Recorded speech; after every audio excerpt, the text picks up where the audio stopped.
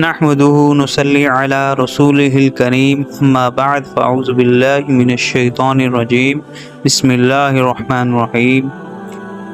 آج ہر انسان کامیاب ہونا چاہتا ہے اور دنیا میں مختلف لوگوں نے کامیابی کے مختلف ذریعے بتائیں، مختلف باتیں بتائیں، مختلف رستے بتائے، لیکن ایک رستہ، ایک کامیابی اللہ تعالیٰ فرما رہے ہیں، اور وہ کامیابی ہمیشہ کی کامیابی ہے اور سچی کامیابی ہے۔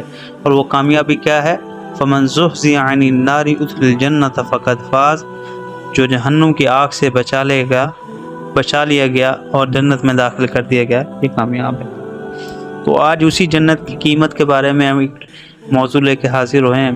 اللہ پاک ہمیں جنت کی طلب میں لگا دے کہ اسی سے متعلق آج ایک واقعہ آپ کو سنائیں گے۔ حضرت حسن بصری رحمۃ اللہ علیہ فرماتے ہیں کہ لا الہ الا اللہ جنت کی قیمت ہے۔ حضرت انس بن مالک رضی اللہ تعالیٰ عنہ راوی ہیں کہ حضور صلی اللہ علیہ وسلم سے کسی نے عرض کیا کہ جنت کی بھی کوئی قیمت ہے؟ ارشاد فرمایا ہاں، لا الہ الا اللہ۔ اچھا، اسی کلمے کے ساتھ ایک انعام اور بھی اللہ پاک نے جوڑا ہوا ہے، وہ کیا ہے وہ بھی آپ کو بتا دیتے ہیں۔ حضرت ابو ہریرہ رضی اللہ عنہ فرماتے ہیں کہ میں نے عرض کیا کہ یا رسول اللہ، آپ کی شفاعت کا سب سے پہلے آپ کی شفاعت کس کو نصیب ہوگی؟ تو ارشاد فرمایا جو شخص اخلاص کے ساتھ لا الہ الا اللہ پڑھتا ہے۔ حضرت مجاہد رحمۃ اللہ علیہ اللہ کے اس قول کے متعلق فرماتے ہیں ربما یود الذین کفروا لو کانوا مسلمین کے متعلق فرماتے ہیں کہ جب اللہ تعالیٰ لا الہ الا اللہ پڑھنے والے کو دوزخ سے رہائی دیں گے تو اس دن مشرک بے ساختہ پکار اٹھیں گے ربما یود الذین کفروا لو کانوا مسلمین۔ حضرت عطا رحمۃ اللہ علیہ اللہ کا قول جو قرآن پاک میں آیا ہوا ہے من جاء بالحسنۃ فلہ خیر منہا کے متعلق فرماتے ہیں کہ جو لا الہ الا اللہ پڑھنے والا ہے اسے جنت ملے گی، اور دوسری اور من جاء بالحسنۃ فکبت وجوہہم فی النار کے متعلق فرماتے ہیں اس سے مراد شرک ہے۔ حضرت حسن بصری رحمۃ اللہ علیہ هل جزاء الاحسان الا الاحسان کا یہ مطلب بیان کرتے ہیں کہ لا الہ الا اللہ کے کہنے والے کو کی انعام، جزا، بدلہ صرف جنت ہے۔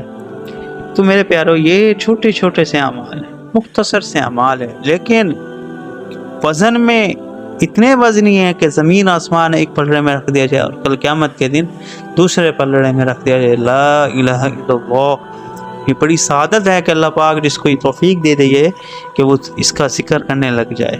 اور آج ہمیں اس کی قدر اور اس کی طاقت معلوم نہیں ہے، لیکن اگر آپ اس کی طاقت جاننی ہے تو دیکھ لیں کہ دنیا کے تمام گناہ کرنے والا آدمی تمام گناہ کرتا ہو، ہر گناہ کرتا ہو، لیکن اس کلمے کا پڑھنے والا ہے تو ایک دن اللہ اس کو جنت میں داخل کرے گا۔